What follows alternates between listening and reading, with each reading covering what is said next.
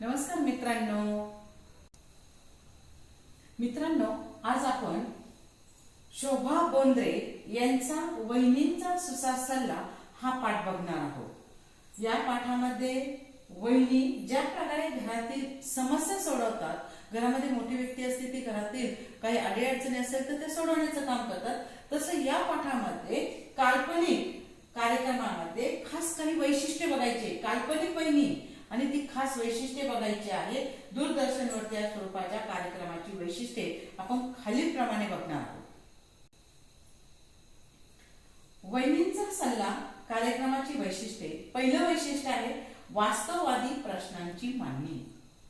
या कार्यक्रमामध्ये सर्वात मोठं वैशिष्ट्य म्हणजे ती वास्तववादी वैशिष्ट्ये, वास्तववादी प्रश्नांची मांडणी कशी करायची आहे।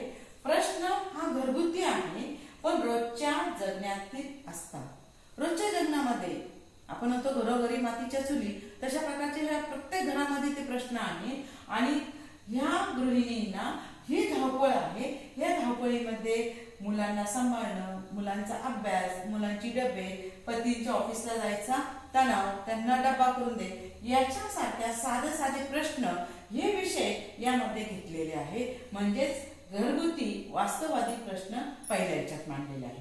दुसरं व्यावहारिक आणि सुसाट तोडगा म्हणजे विद्यार्थ्यांनो त्या समस्यावरती असलेला उपाय।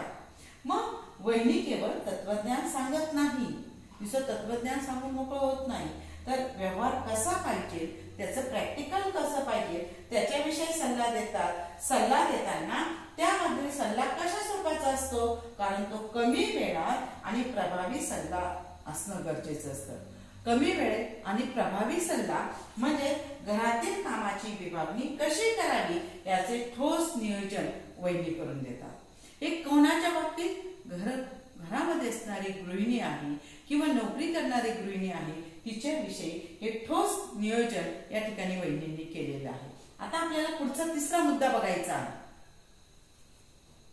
आपल्याला हा आधुनिक दृष्टिकोन हा तिसरा मुद्दा बघायचा आहे। जुन्या पिढीची परंपरा आणि नवीन विचार यांचं महत्त्व सांगितलेले।